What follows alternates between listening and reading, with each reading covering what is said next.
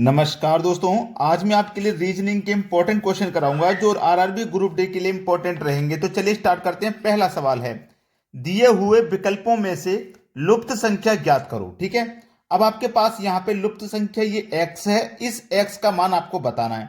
तो कोई ना कोई लॉजिक आपको निकालना पड़ेगा, तभी आप x का मान बता पाओगे। तो देखिएगा, जब आप प्रश्न को ऐसे सॉल्व करते हो तो आप देखोगे इधर 21 बड़ी संख्या है, ऐसे चलोगे तो 25 बड़ी संख्या है। तो आप ऐसे प्रश्न को सॉल्व करोगे। दो तरीके से सॉल्व किया जाता है ये प्रश्न, या तो ऐसे सॉल्व किया जाता है इस तरीके से, या फिर ऐसे सॉल्व किया जाता है इस तरीके से। ठीक है, तो हम इस तरीके से सॉल्व करेंगे क्योंकि बड़ी संख्या है हमारे पास।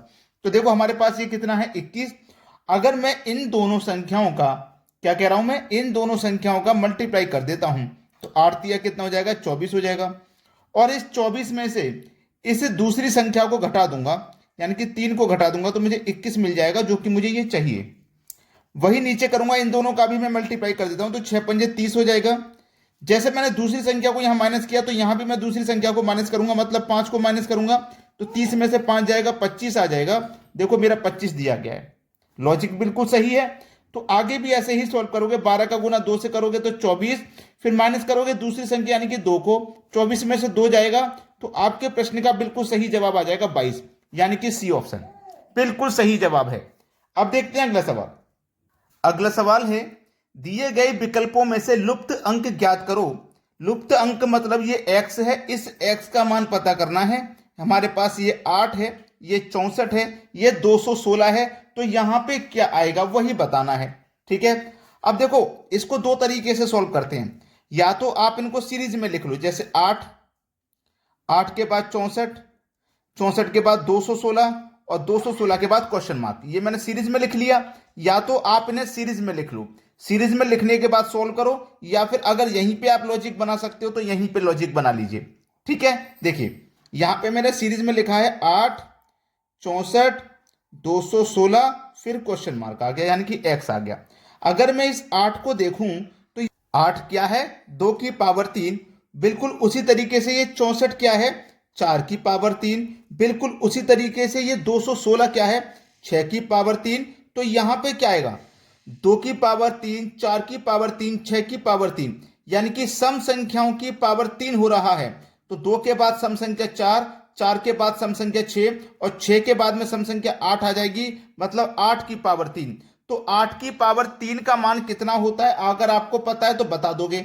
8 की पावर 3 का मान होता है 512। ये आपके प्रश्न का बिल्कुल सही जवाब हो जाएगा 512, यानी कि बी ऑप्शन। सभी को समझ में आ गया है। अब देखेंगे अगला सवाल। अगला सवाल है, लुप्त संख्या ज्ञात करें। 27, 1, 8, 216, 64, 125, 729, 343 एक्स। इस एक्स का मान बताना है, क्या होगा। संख्याओं को अगर ध्यान से देखोगे तो आंसर आपका बिल्कुल आंखों के सामने है। जैसे कि ये क्या है मेरे पास 1, यानी कि अगर मैं 1 की पावर 3 करूंगा तो मुझे 1 मिलेगा।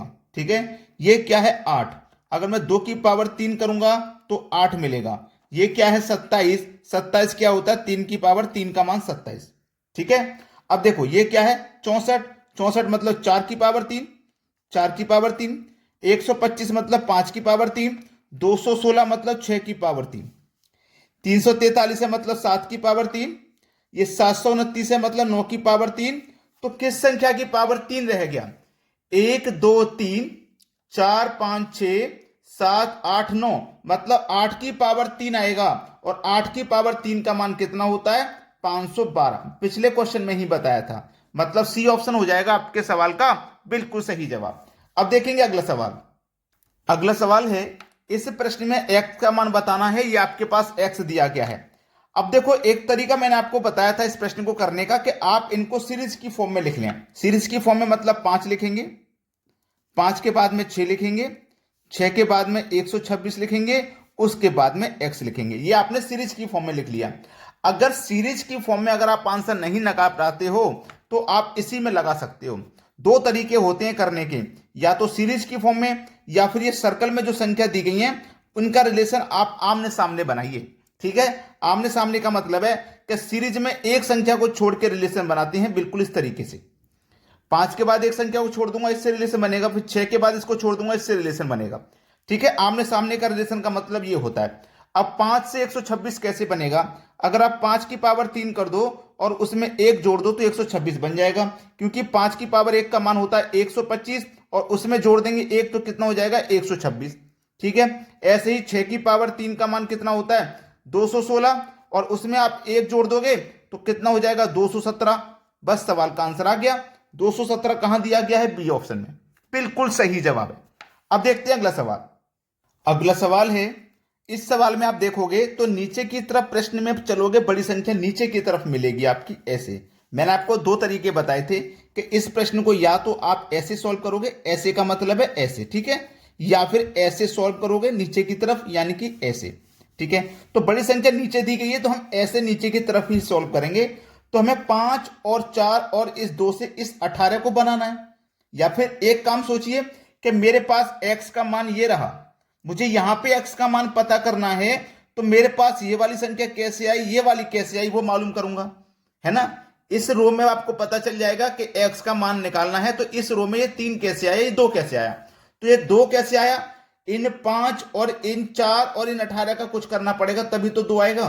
तो देखो मैं इस 18 को लिखूंगा, बड़ी संख्या को 18 को लिख लिया।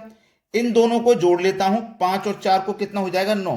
तो इस 18 में इस 9 से डिवाइड कर दूंगा तो 2 बार में डिवाइड होगा, देखो 2 मिल गया। अब इस बड़ी संख्या को लिखूं 27 को, क्या करूं? इन दोनों को जोड़ लूं, 6 और 3 9 हो जाएगा, और 9 से 27 को डिवाइड करूंगा, 3 बार में डिवाइड हो जाएगा, देखो 3 मिल गया। ऐसे ही 96 को लिखूंगा, इन दोनों को जोड़ के डिवाइड कर दूं, 12 और 4 16, 16 छिक्के 96 होता है, यानी कि 6 आ जाएगा, एक्स के स्थान पे 6 आ जाएगा। डी ऑप्शन है बिल्कुल सही जवाब। अब देखते हैं अगला सवाल। अगला प्रश्न है 1 5 13 29 61 125 एक्स, एक्स के स्थान पे क्या आएगा? किस तरीके से लॉजिक इसमें है वो पकड़िए। आप इस लॉजिक को नहीं पकड़ पाएंगे, मैक्सिमम 10% बच्चे ही पकड़ सकते हैं इस लॉजिक को। अगर नहीं पता है, मैं तरीका आपको बता रहा हूं, इस तरीके का प्रश्न एग्जाम में आ जाए तो कैसे करना है। 1 से पहले क्या हुआ? 5, ठीक है।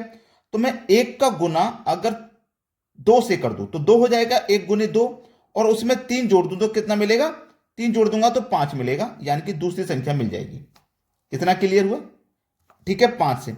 अब 5 का गुना भी मैं फिर क्या करूं? 2 से करूं। जब यहां 2 से किया तो यहां भी 2 से करूंगा, और उसमें देखो यहां 3 जोड़ा था तो मैं यहां भी 3 जोड़ दूंगा।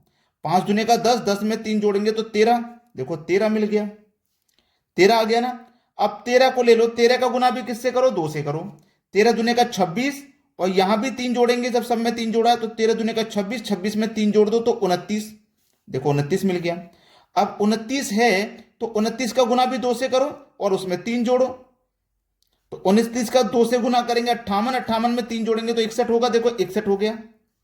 अब 61 है तो 61 का गुना फिर से 2 से करो, उसमें 3 जोड़ो, 61 का गुना 2 से करेंगे 122, 122 में 3 जोड़ेंगे तो 125, देखो 125 मिल गया। अब 125 है तो इसका गुना भी 2 से करो और उसमें 3 जोड़ो, 125 का गुना 2 से करूंगा तो 250, 250 में 3 जोड़ूंगा तो 253 हो जाएगा। ये आपका आंसर हो जाएगा। आंसर 253 किस ऑप्शन में? देखिए डी ऑप्शन में दिया गया है। ये आपके सवाल का बिल्कुल सही जवाब है। अब देखते हैं अगला सवाल। अगला प्रश्न है 22 4 24 13 6 16, 22 और 4 24 के बराबर कैसे हुआ? 13 और 6 16 के बराबर कैसे हुआ? 80 और 2 82 के बराबर कैसे हुआ? बिल्कुल उसी तरीके से 67 और 9 किसके बराबर होगा? ध्यान देना जो तरीका मैं आपको बता रहा हूं। इन दोनों संख्याओं में से आप पहली वाली संख्या को लीजिए, पहली वाली संख्या को लेंगे 2, दूसरी वाली को मत लेना, और ये क्या है? 4, इसके पीछे 4 लगा दो, देखो 24 मिल गया। पहली वाली संख्या को लेंगे 1, दूसरी को नहीं लेना, फिर इसको जोड़ दीजिए 16 हो गया। पहली वाली संख्या को लेंगे 8, दूसरी को नहीं लेना, फिर इसमें 2 जोड़ दीजिए, देखो 82 हो गया। पहली वाली संख्या को लेंगे 6, दूसरी को नहीं लेना, फिर उसमें 9 जोड़ दो, 69। आपके प्रश्न का आंसर क्या हो गया? 69। ये बिल्कुल सही जवाब है। लाइक नहीं किया है वीडियो अभी तक तो लाइक करें, यदि शेयर नहीं किया है तो भैया सभी बच्चे शेयर कर दें, और कमेंट में हमें आप बताइए कि आपको हमारे वीडियोस कैसे लगते हैं। ठीक है दोस्तों, धन्यवाद।